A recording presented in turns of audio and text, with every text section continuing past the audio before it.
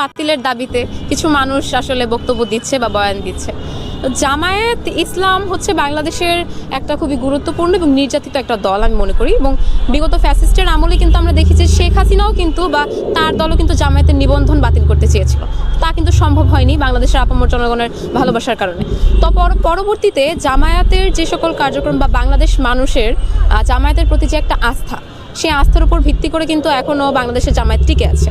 তারপরে যদি ফ্যাসিস্টের পতনের পরও জামায়াতকে রাজাকারের ট্যাগ দিয়ে, বিভিন্ন ভুলভাল ট্যাগ দিয়ে যদি কেউ নতুন করে জামায়াতের নিবন্ধন বাতিল করতে চায়, যেটা ফ্যাসিস্টের আমলেও সম্ভব হয়নি, তো আমি মনে করি এটা আসলে ফ্যাসিস্টেরই আরেকটা বয়ান।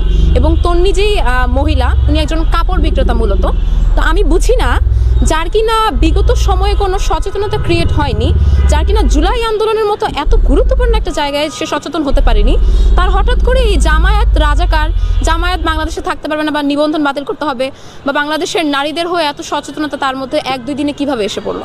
আমি তাকে প্রশ্ন করতে চাই যে জুলাই আন্দোলনের সময় বা বিগত ফ্যাসিস্টের আমলে যখন জামায়াত